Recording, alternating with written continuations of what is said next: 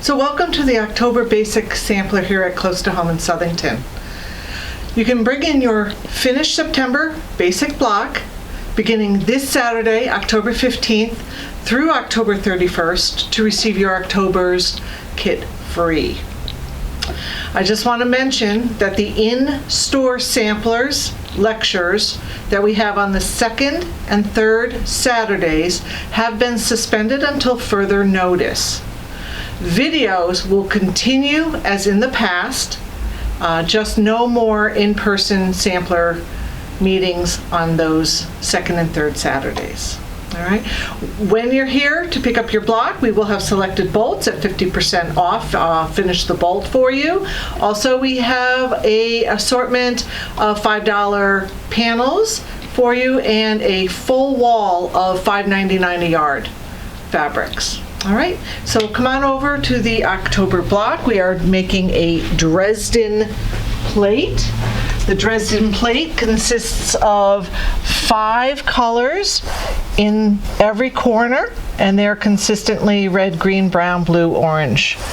So what we're going to do is make each of these petals. We're going to sew 5 together. 5 get sewn to another 5, which is the half, and the halves get joined.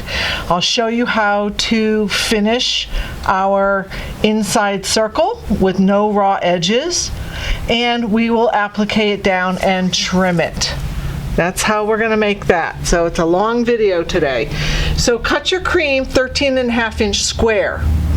The shell fabric, we're going to use a template that's given on the pattern. It's a simple circle that's about 3.5 inches wide.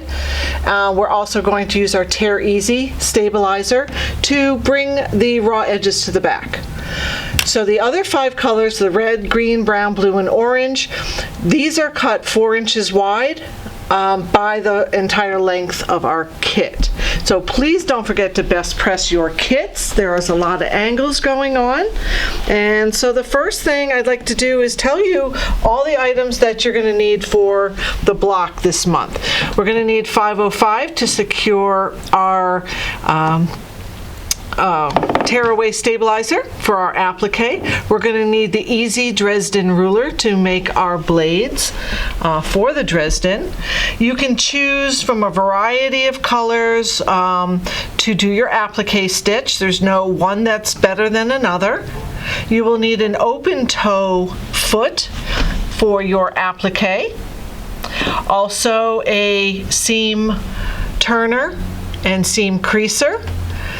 Of course, our best press, and to finish off our block, we're going to need a 12.5-inch square to trim down the 13.5 background. All right, we ready to start? All right, so let's grab our Dresden ruler. And what we're going to do, I've got a couple made here, is we're going to take our strips, and I'll go ahead, I've already cut the blue and sewn them, but I'll take the other 4 and show you what to do. So these have all been pressed with best press and cut 4-inch wide by the length of our kit fabric. So basically we're going to take our narrow edge and put it at the bottom of our strip, and the 4-inch marking at the top, and we're just going to cut a blade. Pretty simple. All right, so let me hold on to this, and I'm just going to cut all, you should be cutting all 5 fabrics, but I have 4 here. All right, and then we need 4 of each because there's 4 quarters in our Dresden.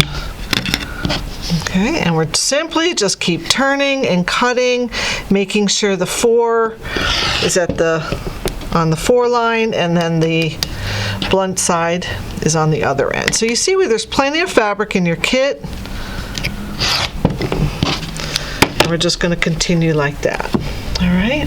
The next thing we're going to do is finish our cut wedges to be a nice point up at the top. All right, so let's go over to the sewing machine. And we're going to take the first wedge.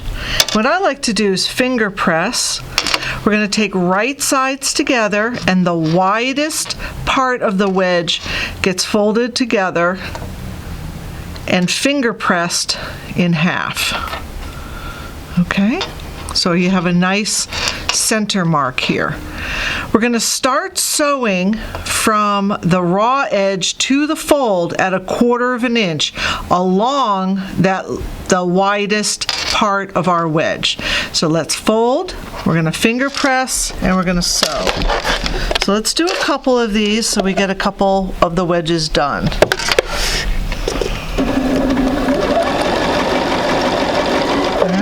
Here's the next one.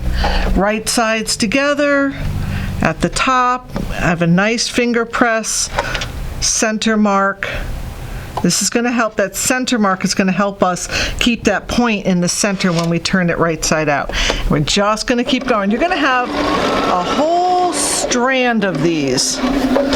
Probably 20 if I'm not mistaken. 5 colors times the 4 of each. All right, let's keep going.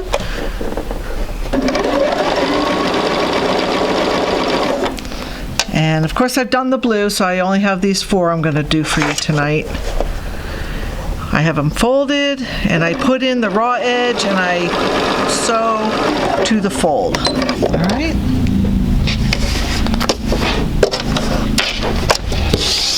Okay, so what's going to come out is a long line of these.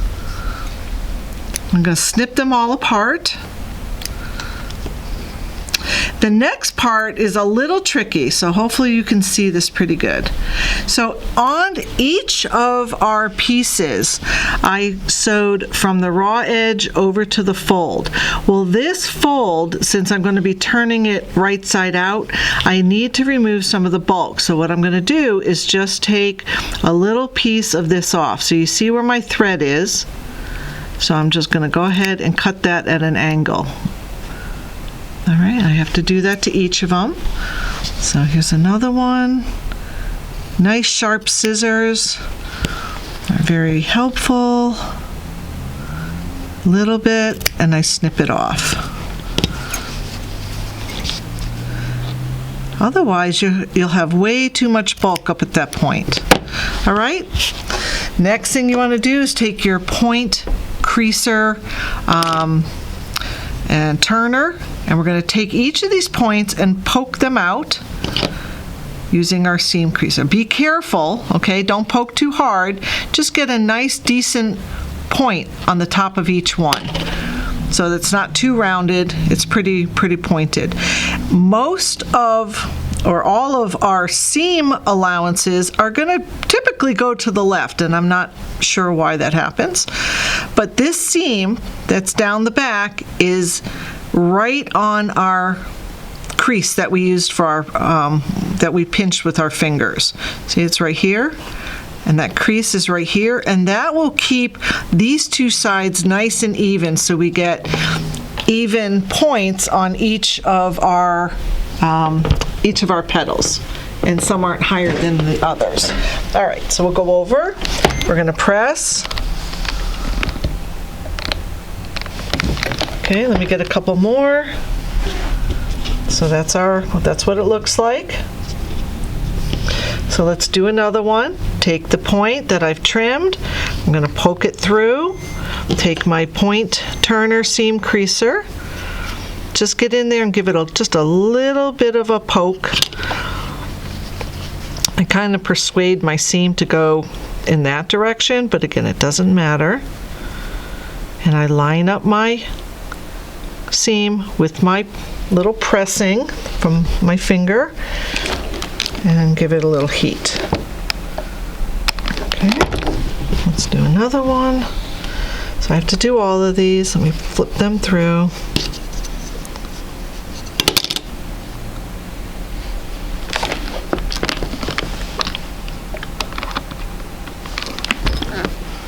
And last one. All right. Now that we've finished the edges of each of the wedges, oh, that rhymes, we can go ahead and assemble the wedges together in groups of 4. So this is what we're coming up with. So I'm going to put them in a pleasing order. Again, it doesn't matter which way I put them. You can mix them up if you want, just as long as all four are in the same order. Okay, so I did red, green, brown, blue, and orange. So the first thing we're going to do is take them in pairs. So I'm going to sew these two together, and I'm going to sew these two together, and then I'm going to join it to this one. When I sew these two together, I'm going to put the points, the fold, and the raw edges right together. And when I start sewing, I want to start at 1/4 inch down, and I'm going to reverse first, and then I'm going to come forward for the entire seam. And the reason I just don't start up at the top is because I don't want them to shift on me, and I also don't want all my extra threads hanging off the top. Plus, when I open it, I want this secured, like locked with my thread, so my wedges don't pull apart. So let's go over to the sewing machine and I'll show you again. Okay, so put them on top of each other.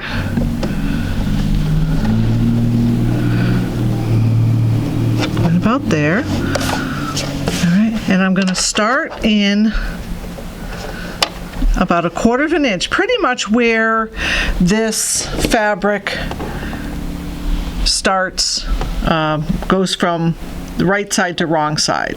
Okay, you don't have to start down here, start right about here, and we're going to go backwards and then forwards. And I'm lining this up with my 1/4 inch. So the side is on my 1/4 inch. I'm not too worried down here. Okay, so I'm going to hold the reverse button. I'm going to take a couple stitches until my needle goes off. I don't know if you can see that. It goes right off that folded edge. And now I'll come forward. 1/4 inch. Okay, let's do it again. This time I have the brown and the green. Right sides together. Match your two shapes. We're going to start at, I've got to pull this one out a little bit. We're going to start at 1/4 inch in, hold my reverse, and stitch a couple stitches just so the needle goes off of the fabric. And then we'll go ahead and finish. Oops, that was an extra stitch, but it's fine.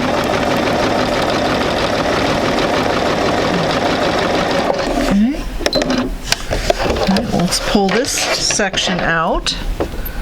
And when we trim this, you notice that my threads, oops, sorry Heidi, you notice that my threads start here. So we can go ahead and trim this one and the one in my bobbin thread. All right, and we're going to do that to all of them. Trim and trim. All right. Oops, I missed this one. All right, so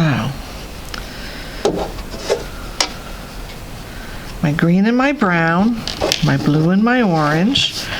Now I'm going to match my orange pair to my green and my brown. And again, starting at about 1/4 inch down. Hit my reverse, sew backwards, a couple stitches, and now forward. Okay. Trim this one and go ahead and add my last one, which is the red. So here's the red. Add that to this group. The most important thing is that these two are pretty much lined up. Maybe the points aren't quite lined up on top of each other, but these edges are lined up together, the folds. Okay. One more. All right, so let's start again. Get the threads out of the way.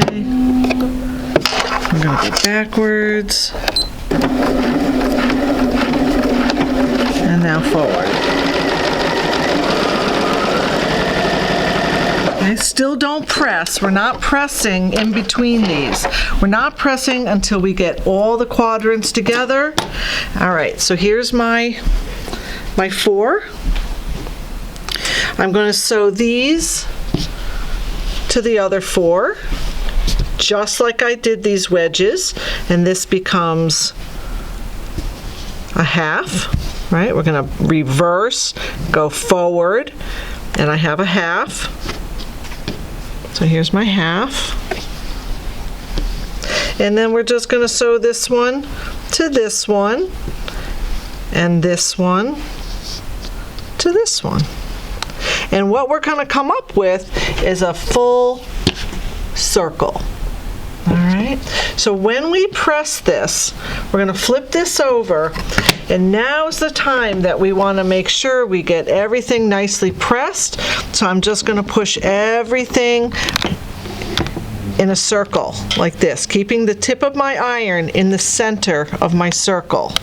I don't want to go in this direction, I just want to go in a nice little circle. You don't have to tug too hard, right? You do want to, you know, split the petals up a little bit, get your seams open a little bit. All right. And that is pretty much how we get our circle. All right. So let's work on the center circle. In your pattern, you are given a circle to copy. You're going to get 1/3 of a yard of tearaway. You're going to purchase the 1/3 of a yard. About 13 inches of this is going to fit right behind your block to applique, and I'll get to that in a second. But then you have a remainder. So from that remainder, it could be a little same size piece as your shell fabric, which is fine. But what we're going to do is we're going to trace this. Oh boy, got my pen. We're going to trace this real quick, and we're going to actually pin this to our shell fabric. Sorry, not a great circle, but it's going to do. All right, so here is my piece in my kit that I have also best pressed, and I can kind of fussy cut where I want my circle to land. So in this one I did the shell, and the one I did up there I did another partial shell. So it's up to you where you want your center to be. Here's a nice shell that I can use. Then we're going to pin this all the way around. Now, right side against your tearaway, okay? Or tearaway on the right side of your fabric. I'm just going to give it a couple pins. I want to hold this in place while I sew my circle. And I'm going to sew right on the line. Okay, hold this. All right, come on over, and we're just going to do a nice circle. What I like to do is back stitch a little bit to secure my seam. So we'll take a couple stitches forward, couple stitches backwards, and then proceed to really hold this down. I'm kind of pulling this apart so I don't get a lot of puckering. I'm going to turn, remove my pins as I approach them. Okay. Keep turning.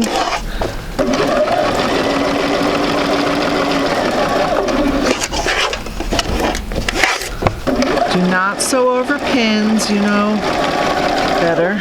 Oops.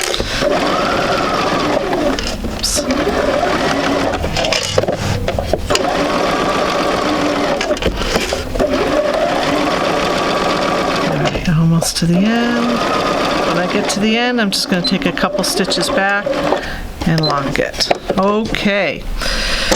We're going to cut this at about 1/8 or 1/16 of an inch around our circle. Very close, but don't get crazy. You don't want to cut your seam.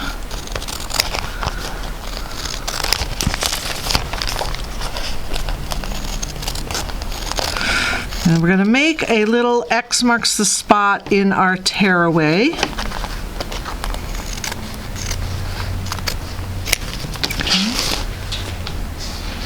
So now that I have this, the wrong side of my fabric and my tearaways up here, I'm going to take my scissors and just put a little cut into the just the tearaway, and a little plus mark like that, a little X mark.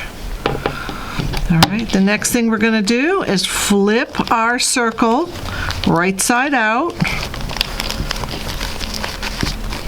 And we'll go back, take our seam creaser, give this a little finger press in a circle.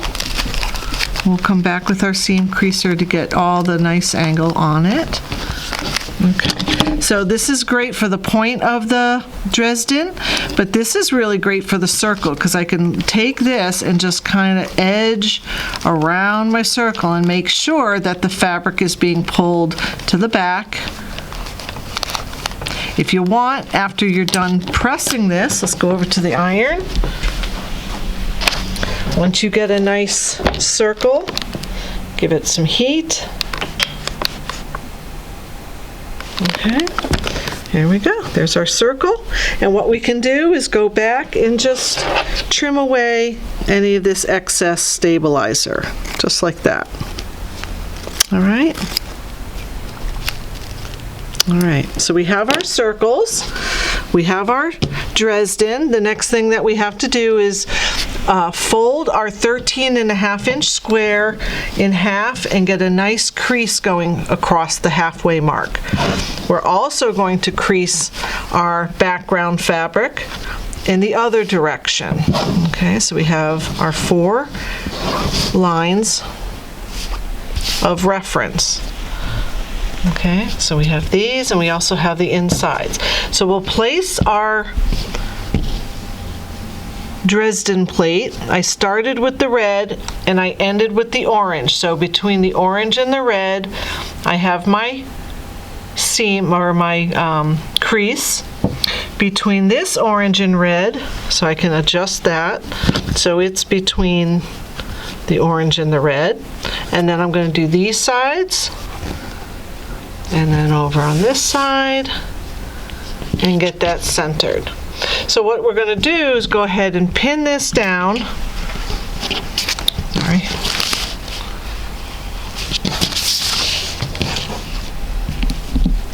Pin this in place. We're going to go and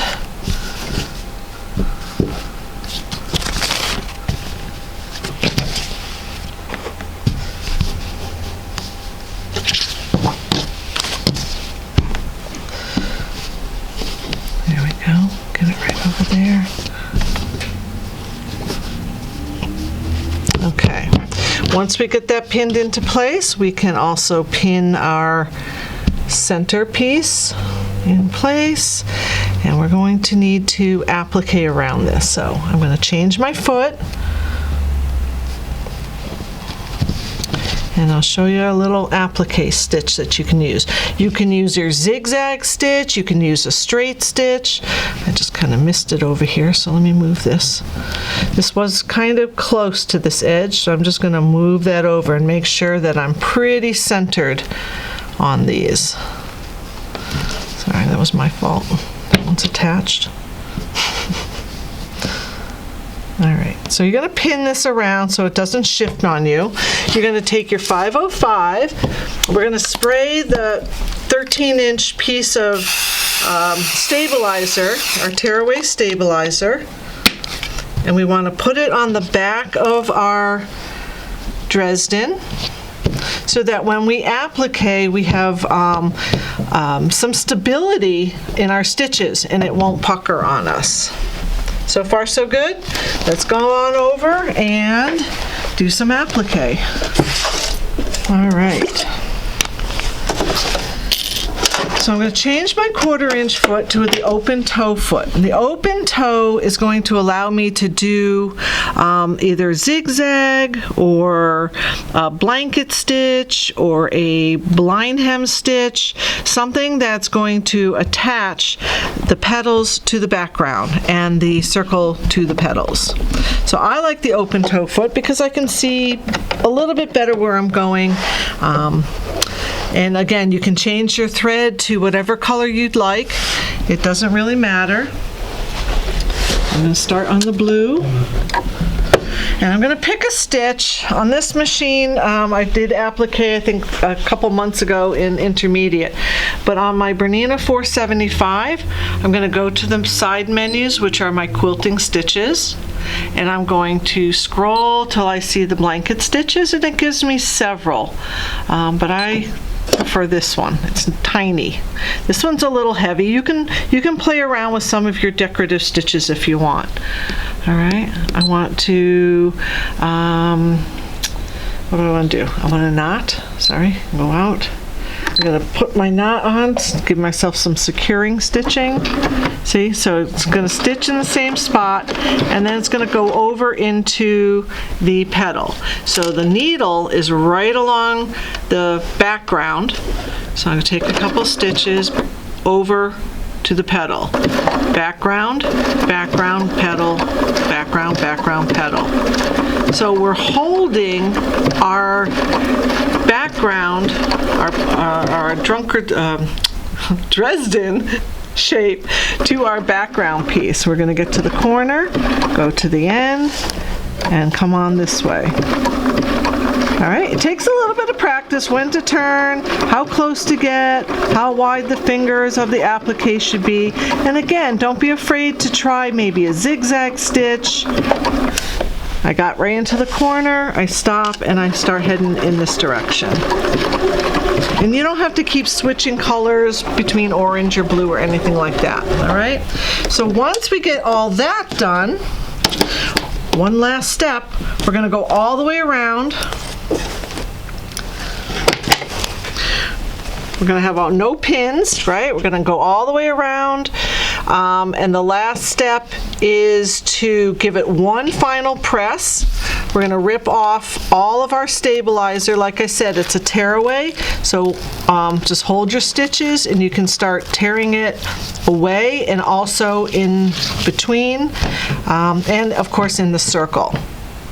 Once we get that torn away and final press, what we're going to do is get our 12.5 inch square. Remember, this was 13.5, but because we've stitched it, it may be just slightly smaller at this point.